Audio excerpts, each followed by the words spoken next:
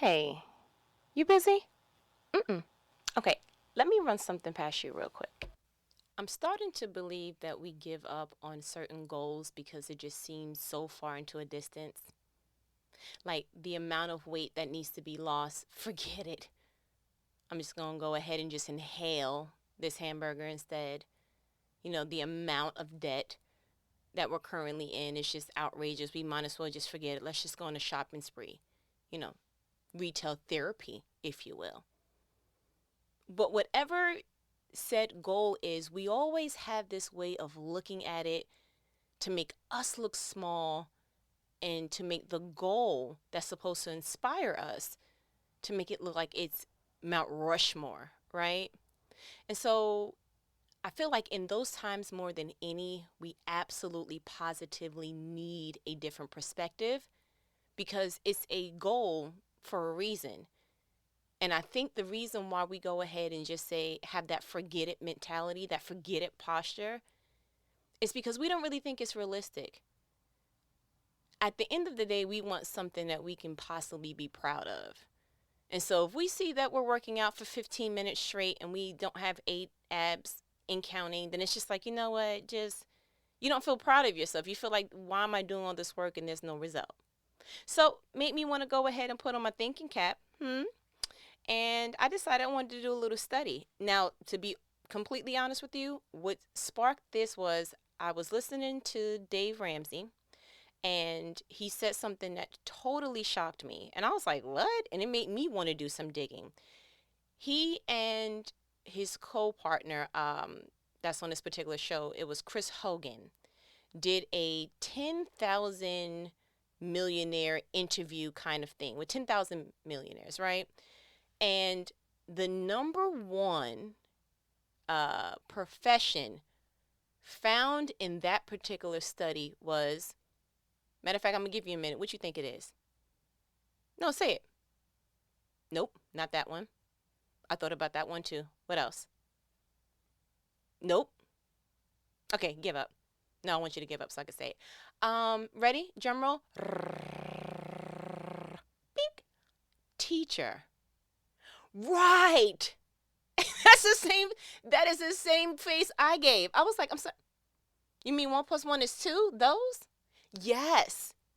And he said the obvious. He said it wasn't because of their salary, that it was because they were consistent in their profession. Now, I'm sure that this is, prior to children being super disrespectful. Teachers are working for 14 minutes now, and then you can have a nice day. But the fact that he said two things that really was like, wow, I didn't think of it that way. He said teachers usually, once they teach, they are consistent in that profession, and they are usually married to, if married at all, someone who also has a consistent job, whether it's a firefighter, an engineer, what have you, that it was the consistency in the work ethic and retaining a job more than it was maintaining a big salary. Mind blown, right? It makes you look like, wait a minute. Because prior to receiving or hearing any of that information, I'm thinking NBA star, celebrity of some sort, some type of CEO, some type of lucrative Forbes company owner, some type of something. And it's no. Get into a profession that you love, maintain it, remain consistent in that, and the consistency of that paycheck when you're doing your investing, when you're, paying off certain stuff, the consistency is what digs out of the hole, is the said shovel for the debt hole or the goal to become a millionaire. So I was like, okay, time out. I got to call you. When I find something out, I get super excited. And I'm like, listen, we're going on a trip because I need to find out more. Put on your backpack. Let's go, right? So I went on DaveRamsey.com after that, or now that we're on the phone now, because I'm like, that made me think. And essentially what he said was the top 5 careers for millionaires included engineer, accountant, teacher, management, and attorney. Attorney actually made number 5. Right. I'm like, teacher over attorney? Listen, I'm that's what's going down in these streets. That 79% of millionaires did not receive any inheritance at all from their parents or other family members. Because to be honest, we think of it like, oh, okay, if you come from a family of money, you're going to continue that particular lineage of, millionaire status. No, 79% of them didn't. 8 out of 10 millionaires invested in their company's 401k. Now, that needs to be talked on because a lot of us don't do that. Retirement just seems like it's all the way over there, right? And so we don't really factor that into our now because we'll get to that later. Yeah, that's a huge mistake. I think that you should go ahead and do it now. It says 8 out of 10. Okay, so 8 out of 10 went ahead and did contributed to their company's 401k, and 3 of the 4 invested outside of the company's 401k. Okay, so that's something that needs to be taken into consideration. Let's see. That working consistently, the people in the study became millionaires by consistently saving over time. In fact, they worked, saved, and invested for an average of 28 years before hitting the millionaire mark. And that most of them reached that milestone by 49. Now, granted, you do that math, that says that you've been working since 21. So if we were to go ahead and get, add 28 to whatever current age, you still have some time. As long as it's under 90, you still got it running. You in there. Let's go ahead and do that thing. But I found that to be so mind blown because I think that, especially in this era, that we feel more like, okay, got to get to the next promotion, got to get to the next paying job, got to get to the next dollar. We're making all these moves to make sure that our income is increasing, but we're not developing those behaviors that's going to make it where we actually reach, and not even millionaire, just wealth. Just extreme wealth than our family line is used to, wealth that we haven't accumulated at that time or at this time. It does not matter how much money you make if you don't have the habits to maintain that. It doesn't. A lot of us are praying, God, please, give me this next increase. But what you really should be praying for is, God, give me economic wisdom. Give me the wisdom that's needed to maintain $5 more, because the $5 that I had, I'm not doing too good with it, right? But that's just on the side of finances. It did say that most of the millionaires did go to school, but it wasn't elite schools. That 62% graduated from a public state school. So don't feel bad if trying to get to an elite because you want to do the HBCU or you want to do the Harvard or all the other, Yales and bigger names. Long gone are the days, I truly believe, where people are hiring you because of what school you went to. I don't believe that.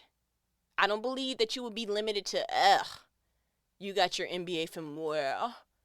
And again, if that is something that is, I had a friend that told me that she feels like certain firms aren't hiring her because of where she got her law degree. Now, that makes me want to throw the phone. You mean to tell me you went to school for law, you passed your bar exam, you are as good as any other focused lawyer out there, and someone is going to decline your application for employment because of where you got that degree from? Now, again, it's different than saying you went to McDonald's.com and you got a certificate real quick, right? But when you've shown I put in the years I've actually passed the state exam, okay, the bar, that makes me angry. And that's why I'm getting a little elevated, because I don't know if it's biased because I know her personally, or if I feel like, what time are we living in that we're still looking at, oh, you went to school where? What does that matter if someone's passing the credentials that's needed to show that they've exceeded the state's requirement to show that, oh, you know a little bit about what you're talking about? And if you're in that position that you can actually, that you're blessed enough to give people the opportunity to work, that you're blessed enough to be in any of the recruiting and whatever it takes to get people into your company, please don't have it where you're looking at origin of school and you're not giving the person a chance. I mean, seriously, out of all the people who didn't go to school, or have no desire to. This person put in their money, their hard work, their time to then be turned down of any sort because of where they went to school from. I'm getting angry. Yeah, let's go ahead and move on. You're right. No, you're right. Yeah, it's making me, my deodorant is feeling a little bit like, hey, we're losing our grip. Just come on with it. So outside of the money situation and the millionaire status on that, I wanted to approach other aspects of life that we may kind of look at like, that looks like Goliath. In regards to, let's just go ahead and jump right into it. Weight. Now, again, it is relative to the person, your frame, your body shape, but I kind of just wanted to get a ballpark figure so that we can stop setting these unrealistic expectations for ourselves. So I went ahead and just did I went to Bishop Google and I just typed in, how long does it take to lose 50 pounds? Right? Let's just throw something out there real quick. And livestrong.com says that since everyone's daily caloric intake is different, which I just said, it's hard to put a number on how many calories to eat each day. Cutting out 1,000 calories a day will cut 7,000 calories a week. Cutting 7,000 calories a week gives you a 2-pound weight loss each week. So losing 50 pounds will take 25 weeks or about give or take 6 months.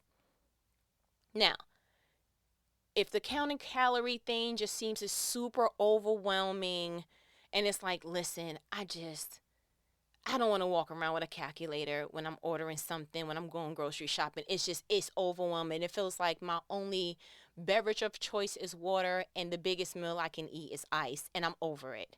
I get it. But I think we don't give ourselves, the accolades and we know more than what we let on, right? That's just the bottom line of it all. Eating that bread with that butter, yeah, it's going to do something to the thigh area. You already know.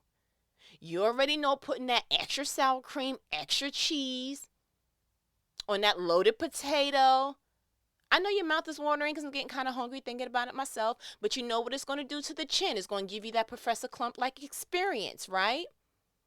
We already know at this point, drinking all that sugar in that soda, all that particular sweets that's your favorite, in anything in excess is too much. And let's just keep it real, we don't work out enough to burn what we like to consume. But let me give you a different spin on that. I saw the other day an interview with J-Lo. If you have my love, you know her, Jenny from the block. How you doing? Hey, girl. She said her guilty pleasure is she has a chocolate chip every night before she goes to bed. Did you hear that? Let me chocolate chip. You see how that S wasn't there? No, ma'am. No, sir. There was no plural. It's the P at the end. That's it. So it's not that you need to starve thyself to get thy waiteth. It's more of, hey, can we reduce? So maybe not do it where, you're just completely I'm going to count every calorie, because that can be a little overwhelming, especially if you are not in a place that is something you'll be comfortable with doing all the time. You may feel super restricted, like I can't. Maybe just make a commitment on not going to drink soda no more. Or at least tell yourself, listen, I'm going to make a commitment for this month. No soda. That you're going to cut out bread automatically. But you know what the human brain does? The very thing that you cut out, now your brain can't think of nothing else to eat. What you going to do without bread? What would you possibly drink without soda? We just get so melodramatic. I mean, just honestly. You want it or you don't. I mean, you can go ahead and do you want a summer body only on the summertime, or do you want a year-round summer body? Like, how you want to do? You want a year-round summer body, or you want a round body all the summer? Like, how you want to do the verbiage? How you want to do the verbiage? How? And so at this point, I think we know enough. I've talked about the weight before, with you. And again, I'm not, judgment-free phone call here. I'm not poking fun. No, I don't look at you. Don't get sensitive. No, because I know how you can get. Let's just have this conversation. Let's just flow, okay? But it's not only for the goal of appearance, right? It's for the goal of performance. I don't know if you realize it, but the older we get, these kneecaps is letting us know what's really good. The bend down and the come up is not as fluid as it used to be, right? Forbid we drop a pin. It's excruciating. You know, it's a lot going. It's a lot of stress. Just, ooh, I'm sorry. Do what? Yeah, okay, that's not gonna work.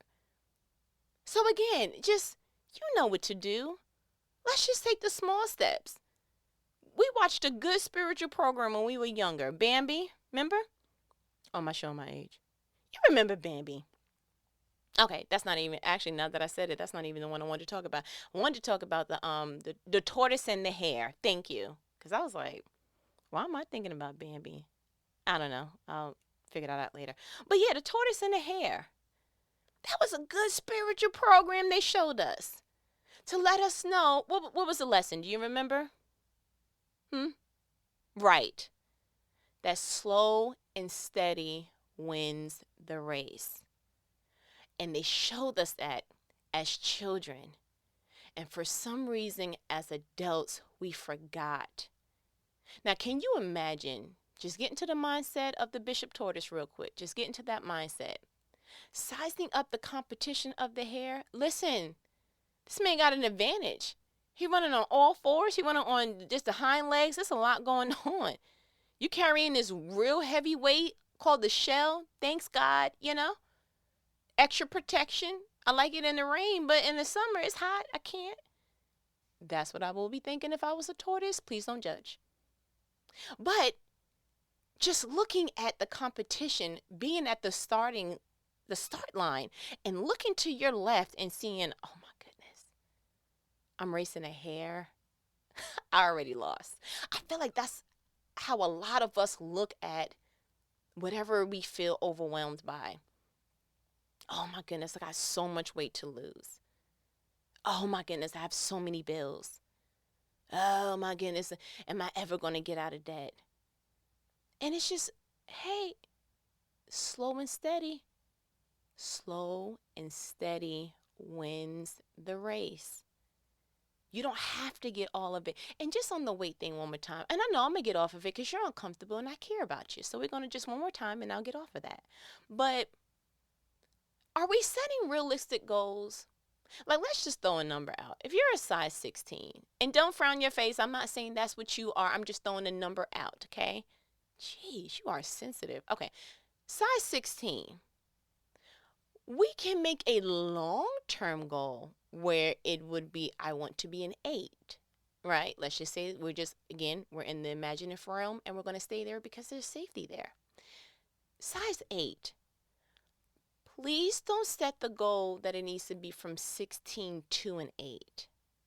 Why don't you treat yourself that you say, hey, the goal for the first 16 weeks or for the next 6 months is I want to get from a size 16 to a 14 or 12.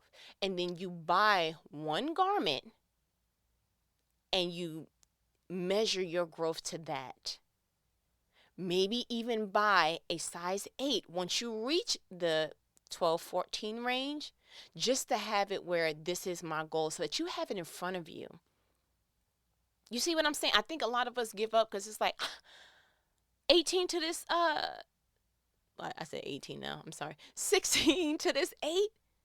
It's too far. It's too over there. But you didn't give yourself the chance. Like, can we bite this elephant? I was going to say in small bites, but I feel like the elephant reference. Yeah. Okay, I can see why you're getting sensitive. Okay, let's just move. Let's just move along. No. Hang up. Hang up. Okay. we'll move on. We'll move on. Let's talk about student debt. Okay? More comfortable? All right, so sit back. I don't want you sensitive. Listen, I went ahead and looked up how long does it take for the average person to get out of student debt, right? You have your loan forgiveness, and if you work at a certain company for 10 years, they'll give you, they'll count it off. And if you have this profession, then they'll write it off. Listen, okay?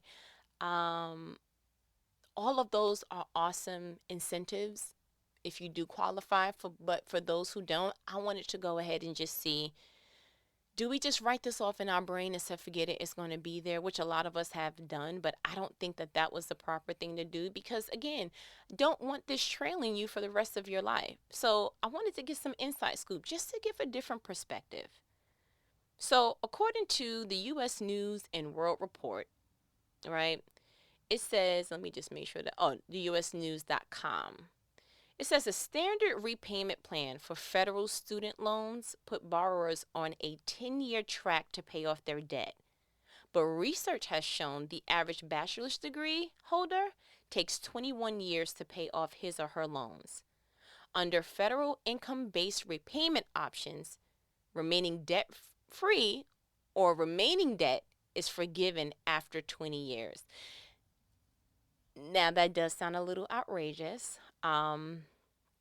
But at least it didn't say you got to hold this to the nursing home. Could have read a little differently. So essentially, if you have a federal student loan, they do put you on a track to resolve that or repay it in 10 years. But they are forgetting that in 10 years we want a life, right? So maybe we need to go ahead and put ourselves on, because that's if it's going to go ahead and say, listen, the max is 20 years, then okay, then maybe we need to set a aggressive goal for 15 years. 15 years, we're going to do everything we need to do to go ahead and pay this off. So that means, and I'm going to boost the age up, that means that if we graduated, finalized everything by 30, then we should not have this debt by the time we're 45. Now, that may seem like, oh, I cannot believe. But you know that there's 50-year-olds still carrying debt, student loan debt? Yes. I've spoken to a few, and I'm like, really? And that's because you just get to this mindset of, forget it. It just is what it is. And it doesn't stop you living in other aspects. You're still able to get a house, depending on what your payment plan is per month. You're still able to get a car. You're still able to make all these different life decisions. It's just that this particular debt follows you like a lost puppy who's really, really hungry. But my thing is, if you set your plan to say, no, this stops by the time I have grandchildren, just a thought, then maybe you'll look at it a little bit differently. I think that it lingers and it accumulates, interest, and it grows and it grows. And it's because we've just become accustomed to, it's just a part of life. It doesn't have to be, though. Especially if they didn't set it up for it to, 10 years is pretty, they're saying what? The average person pretty much graduates from what I remember in my graduating class for my bachelor's, my undergrad, was maybe about 25. So they expect for you to be out of debt by 35. 35, you should really, I guess they're expecting at that point that you have determined, okay, I'm going to use this degree and I'm going to use this for my field. So you would have been in your career for about 10 years. And I guess they're expecting for some time you would have gotten some kind of raise of some sort, right? So maybe if we held off on getting the biggest house first, getting the most expensive car first, and just, getting the essentials, but not getting our luxury items first, maybe the student loan wouldn't be there for as long as it was, or it is, right? And then just talking about mortgages, went ahead and looked up due.com. Just how do you pay off a 30-year mortgage with, let's just say, a percent rate of 4%. Now, Dave Ramsey, guru, I heart him. He's amazing in the financial realm. He actually recommends that you get a 15-year mortgage, that you pay it off earlier, because essentially he doesn't want anyone to have a debt of a mortgage for 30 years, right? But for those of us who did not know of Dave Ramsey prior to getting our mortgage, or if we got it and just said, hey, I'll just pay this 30 like it's a 15, there are some options. So making an extra house payment each quarter. So at the end of, let's see, January, February, March, and then April, May, June, and, count the quarters, okay? If you make an extra house payment each quarter, you will save $65,000 in interest and pay off your loan in 11 years earlier than on schedule. Yeah. Now, that example is for the average home, which is $220,000, 30-year mortgage, again, with the interest rate being 4%. Another way is you can divide your payment your mortgage payment by 12, and add that amount to each monthly payment, or pay half of your payments every 2 weeks, so like a bi-weekly payment. And you'll save one extra payment each year, saving you $24,000 and shaving off 4 years from your mortgage. That gives a totally different perspective. Can you imagine having a paid off home? Matter of fact, do you know 5 people who have a paid off home? Right, you could be one of those 5. You can set the new trend and the new standard of, oh, it can be done. It absolutely can. Another way, they said, round up your payments so you're paying at least a few extra dollars a month. Every time that you get an increase or bonus or raise of some sort, make sure that you're adding that directly to the interest and to your mortgage payments thereof. But there's so many different, like if you look on this do.com, there's so many different things. They're talking about using your tax refund, and I have so much to say about that. But they have so many tips and things about how to pay off your mortgage early. Like if you really, really, really wanted to get out of debt, if you really wanted to conquer whatever it is that is your overwhelming, oh no, this just looks a little bit, too, I feel small when I look at this situation. There are so many different ways to attack it. There's too much information on these interwebs. I'm sorry. Ignorance is just not, you can't walk around with that no more. You can't. There's too much information. If you're getting a tax return, you literally start your year off richer than what you were when you ended last year. This is new income. I don't even care if it's $500. That's $500 that you did not have last month. You can go ahead and save that, put that away so that you're not stressing for Christmas. Like it literally is aligned for you to you start your new year off with new money. And again, if you're not getting the 5,000s and the whatever, I don't believe in, because I follow the Dave Ramsey thing. I don't believe you should be getting these huge income taxes because that means they took too much from you. I am more of give me what I need throughout the year. I don't want it all in one lump sum in a year that's new. That's just my preference. But this conversation, again, you always know I want to have thought-provoking conversations with you. I want to go ahead and just kind of, hey, what you doing? In a friendly, loving way, because this is a judgment-free phone call, okay? I don't like it when I feel like you're getting ready to hang up, but I have to give you information that you're not either going to read on your own or no one else is going to tell you, because I want you to be better. I want us to be better. And that's the kind of friends that I want in my corner. I don't want people who are going to yes and and see me in the same state of stagnation and say nothing. Death to mediocrity. We're not doing that no more. We're not living like the other generations that were. We're going to do something new. We're going to blow people's minds and say, you're a millionaire and you're a teacher? Yes. Because I stayed in this working field, ma'am, sir. You understand? So go ahead and kind of identify what's that looming cloud. What's that area in your life? And let's make up a plan to attack it. No, it may not happen by tomorrow, but you know what? One of these tomorrows, you're going to accomplish it. Yeah, that was good English. I don't care what you say, okay? But I think you got what you need. I feel like you were a little bit more salty on this conversation. No, don't say nothing. I feel like you're a little bit more aggressive. I don't know if I caught you at a bad time, but as my good nanny says, all right, I ain't going to hold you. I'm going to let you go get some, I don't know, maybe you need some ice cream or something. You've been a little irritable lately, but all right, Alan. I'll call you back. No, I will. No, don't say sorry. I'll call you back later. All right. Later.